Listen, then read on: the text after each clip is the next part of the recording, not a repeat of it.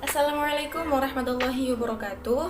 Perkenalkan, nama saya Fatihah dari jurusan Ilmu Al-Quran dan Tafsir kelas 6B. Di sini saya akan menjelaskan atau mempresentasikan mengenai studi kitab Tafsir Al-Munir karya Imam Syekh Nawawi Al-Bantani dengan pemikiran metode tafsir beliau dengan kerangka analisis metodologis Islah Gusmian. Langsung saja, yang pertama itu membahas mengenai riwayat hidup Syekh Nawawi Al-Bantani. Syekh Nawawi Al-Bantani ini mempunyai nama asli yaitu Nawawi bin Umar bin Arabi. Beliau lahir di Desa Tanara, Tirtayasa, Serang, Banten pada tahun 1230 Hijriah dan beliau wafat pada tahun 1314 Hijriah dan dikubur di pemakaman Ma'la yang berdekatan dengan kuburan Ibnu Hajar Al-Asqalani. Imam Nawawi ini wafat ketika beliau menyusun sebuah kitab yang menjelaskan atau mensyarahkan kitab Manhaj At-Thalibin karya Imam Yahya bin Syarif bin Murra bin Hasan bin Husain. Imam Nawawi ini putra pertama dari seorang penghulu juga ulama yang berasal dari Tanara. Ibunya bernama Jubaidah. Dan Imam Nawawi ini disinyalir sebagai keturunan dari Syekh Maulana Hasanuddin yang merintis membuka kerajaan Islam Banten. Imam Nawawi mempunyai dua orang istri, yaitu Nasimah dan Hamdana. Sejak kecil, Imam Nawawi sudah belajar ilmu agama kepada ayahnya. Dalam referensi lain dikatakan bahwa Imam Nawawi ini belajar kepada ayahnya pada usia 5 tahun. Setelah itu Imam Nawawi belajar ilmu agama kepada Kiai Haji Sahal, seorang guru yang sangat dihormati di Banten. Kemudian Imam Nawawi melanjutkan perjalanannya dalam mencari ilmu itu ke daerah Karawang. Nah, di sana Imam Nawawi berguru kepada Kiai Haji Yusuf. Pada usia 8 tahun, Imam Nawawi pergi bersama temannya ke beberapa pesantren di Jawa untuk memperdalam ilmu agamanya. Setelah belajar 5 tahun di beberapa pondok pesantren, Imam Nawawi ini kembali ke kampung halamannya, yaitu ke Banten, guna untuk mengamalkan apa yang diperolehnya dari beberapa pesantren yang ia temui.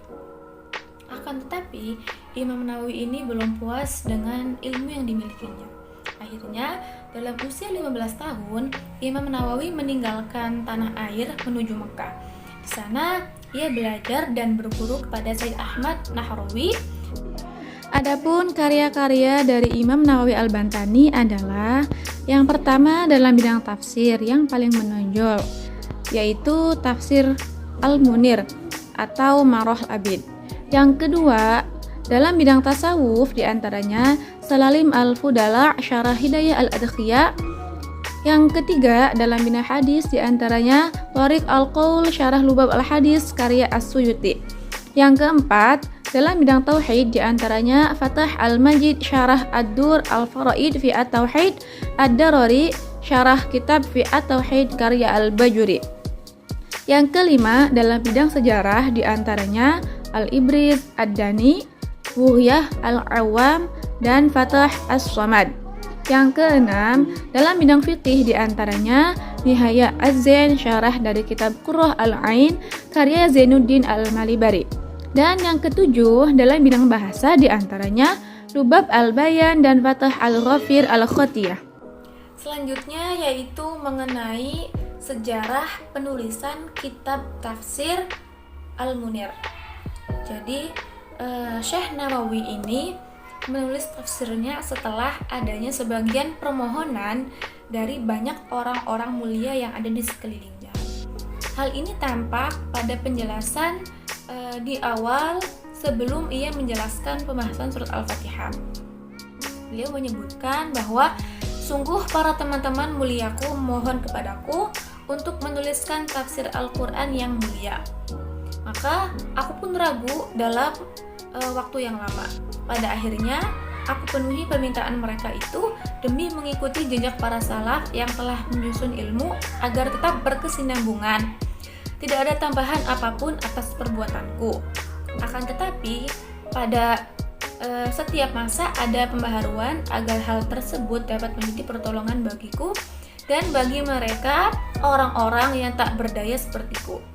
Aku mengambil merujuknya dari beberapa kitab seperti Al-Futuhat Al-Ilahiyah, Al-Mafatih Al-Ghaib, As-Siraj Al-Munir, Tanwir Al-Miqbas, Tafsir Abu Sa'ud. Aku menamakannya sesuai pada masanya. Marah Labid li kashfi makna Al-Quran Al-Majid. Hanya kepada yang maha mulia dan maha pembuka aku bersandar. Kusandarkan dan kuserahkan sepenuhnya hanya kepadanya. Pada saat ini aku memulainya karena kebaikan pertolongannya, yakni dia adalah yang maha menolong kepada siapa saja yang meminta pertolongan. Jadi dalam kata pengantarnya di kitab tafsir Al-Munir ini, beliau mengutarakan bahwa karya tafsirnya ini dibuat untuk memenuhi permintaan beberapa temannya. Meskipun awalnya ia sempat sangat merasa ragu karena adanya hadis yang mengecam orang yang menafsirkan Al-Quran sesuai pendapat pribadinya. Oleh karena itu, ia mengikuti model pendahulunya untuk melestarikan pengetahuan, bukan untuk memberi tambahan terhadapnya. Lalu proses penulisan kitab tafsir ini pertama kali dimulai pada tahun 1860-an dan selesai pada hari Selasa pada tahun 1305 Hijriah. Nah, berarti proses penggarapan kitab tafsir ini berlangsung selama 15 tahun. Lalu dilanjut tentang metodologi penulisan kitab tafsir. Jadi ada dua aspek yang dibidik ketika ingin menganalisis sebuah karya tafsir dengan menggunakan rumusan Islah Gusmian. Yang pertama itu ada aspek teknis. Aspek ini terdiri dari penyajian tafsir, bentuk penyajian tafsir, gaya bahasa yang dipakai dalam penulisan tafsir, sifat mufassir, sumber-sumber yang dijadikan rujukan dalam penulisan tafsir. Lalu yang kedua ada aspek hermeneutik. Aspek ini terdiri dari metode penafsiran, nuansa penafsiran, dan pendekatan tafsir. Dilanjutkan mengenai bagian-bagian aspek penulisan tafsir. Yang pertama itu ada sistematika penyajian. Sistematika penyajian adalah rangkaian yang dipakai dalam penyajian tafsir. Sistematika penyajian tafsir ini dibagi menjadi dua, yaitu sistematika penyajian runtut dan sistematika penyajian tematik. Kitab tafsir Al-Munir ini karya Imam Syahnawi Al-Bantani termasuk dalam kitab tafsir yang menggunakan sistematika penyajian runtut karena sistematika penyajian ini yaitu berdasarkan pada susunan surat dalam mushaf. Jadi dalam tafsir ini literatur tafsirnya itu utuh 30 juz. Selain penafsirannya yang sesuai dengan susunan surat dalam mushaf, di setiap awal surat Imam Nawawi juga selalu menguraikan dengan detail terhadap surat yang akan dikaji. Yang kedua yaitu ada bentuk penyajian tafsir. Bentuk penyajian tafsir adalah suatu bentuk uraian dalam penyajian tafsir yang ditempuh mufassir dalam menafsirkan Al-Quran. Bentuk penyajian tafsir ini terbagi menjadi dua, yaitu bentuk penyajian global dan bentuk penyajian rinci. Nah, kitab tafsir Al-Munir ini termasuk menggunakan bentuk penyajian global karena bentuk penyajian ini menafsirkan ayat hanya membutuhkan 1-5 baris untuk menjelaskan ayat tersebut. Lalu yang ketiga ada gaya bahasa penulisan tafsir. Gaya bahasa penulisan tafsir adalah bentuk gaya bahasa penulisan yang diorientasikan untuk melihat bentuk-bentuk bahasa yang digunakan dalam karya tafsir. Gaya bahasa penulisan tafsir ini terbagi menjadi tiga. Yang pertama itu gaya bahasa penulisan kolom, gaya bahasa penulisan reportase, dan gaya bahasa penulisan ilmiah. Dilanjutkan dengan aspek hermeneutik. Aspek hermeneutik ini terbagi menjadi 3 bagian, yaitu ada metode penafsiran, nuansa tafsir, dan pendekatan tafsir. Yang pertama, metode penafsiran. Metode penafsiran ini terbagi menjadi 4 bagian, yaitu ada metode tahlili, ijmali, muqarron, dan maudhu'i. Nah, dari empat macam metode ini, kitab Tafsir Al-Munir karya Imam An-Nawawi Al-Bantani ini memenuhi kriteria metode tahlili dan ijmali.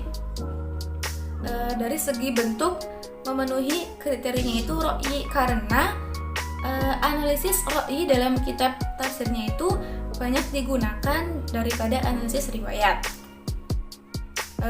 Lalu kitab Tafsir Al-Munir ini tidak termasuk ke dalam kategori kitab tafsir yang menggunakan riwayat, walaupun di dalamnya terdapat beberapa ayat yang ditafsirkan dengan riwayat, karena riwayat tersebut tidak digunakan untuk menjadi variabel utama, melainkan sebagai variabel pendukung dalam menjelaskan maksud dari ayat tersebut. Lalu yang kedua ada nuansa tafsir. Nuansa tafsir adalah ruang dominan sebagai sudut pandang dari suatu karya tafsir. Nuansa tafsir ini terbagi menjadi 5 bagian. Ada nuansa kebahasaan, nuansa sosial kemasyarakatan, nuansa teologis, nuansa sufistik, dan nuansa psikologis. Dari kelima nuansa tafsir ini, kitab Tafsir Al-Munir karya Imam An-Nawawi Al-Bantani banyak menggunakan analisis kebahasaan, dikarenakan hampir dalam setiap surat dalam kitabnya itu dianalisis menggunakan kaidah gramatikal nahwu shorof, ragam bacaan qiraat. Bahkan ada yang dianalisis menggunakan pendekatan semiotik dan semantik. Lalu yang ketiga ada pendekatan tafsir. Pendekatan tafsir adalah titik pijak berangkatan dari proses tafsir. Nah, pendekatan tafsir ini terbagi menjadi 2 macam. Ada pendekatan tekstual dan pendekatan kontekstual. Dari 2 macam pendekatan tersebut, Imam Nawawi Al-Bantani menggunakan pendekatan tekstual yang gerakannya berangkat dari refleksi atau teks menuju praksis atau konteks. Pembahasan terakhir mengenai analisis lokalitas dalam tafsir. Aspek lokalitas Tafsir Al-Munir ini dalam konteks kenusantaraan menjadi suatu hal yang menarik, mengingat bahwa walaupun karya ini dilahirkan oleh ulama Indonesia, namun tempat penulisannya berada di Mekah yang notabene ada di luar Indonesia. Namun yang jelas ada dalam aspek lokalitas waktu saat itu di kebanyakan wilayah Islam berada dalam bayang-bayang penjajahan. Wilayah Indonesia sendiri saat itu berada dalam penjajahan Belanda, sedangkan di Mekah yang notabene berada di kawasan Hijaz berada dalam kekuasaan Turki Utsmani yang tengah menghadapi konflik dengan gerakan Wahabiyah. Syekh Nawawi Al-Bantani turut melakukan perlawanan secara pasif terhadap penjajahan Belanda. Hal ini dilatar belakangi oleh jiwa keagamaan dan kebangsaannya yang tinggi. Hal ini juga tercermin dalam penafsiran beliau pada surat Al-Baqarah ayat 191 sampai 194, di mana beliau menarik kesimpulan bahwa umat Islam tidak boleh memulai permusuhan dan peperangan, dan peperangan untuk membela diri menjadi wajib hukumnya ketika menghadapi musuh yang menindas dan mempersulit dalam melaksanakan agama. Bahkan beliau menggambarkan bahwa penindasan yang dilakukan oleh musuh seringkali lebih memberatkan daripada suatu pembunuhan. Penyusunan Tafsir Al-Munir yang berbahasa dan beraksara Arab juga menggambarkan aspek lokalitas tempat di mana kitab ini ditulis dan diselesaikan, itu di Mekah. Dan di Indonesia, kitab ini menjawab kebutuhan kurikulum pendidikan pesantren tradisional yang syarat dengan tradisi keilmuan dan bahasa Arab. Dalam penafsirannya, pemikiran An-Nawawi Al-Bantani memperhatikan aspek pluralitas dan melihat titik temu kedudukan manusia sebagai saudara, terlepas dari perbedaan-perbedaan yang dimiliki. Hal ini tercermin misalnya ketika beliau menafsirkan surat Al-Hujurat ayat 13. Dalam konteks kebebasan, beliau memberikan perhatian pula terhadap kebebasan manusia dalam memilih sesuatu, termasuk di dalamnya agama, dengan memberikan peringatan bahwa ketika manusia memilih, saat itu juga ia memilih konsekuensi dari pilihannya. Alhamdulillah, telah selesai penyampaian materi dari saya. Mohon maaf apabila banyak kesalahan dalam penyampaian. Cukup sekian dan terima kasih. Wassalamualaikum warahmatullahi wabarakatuh.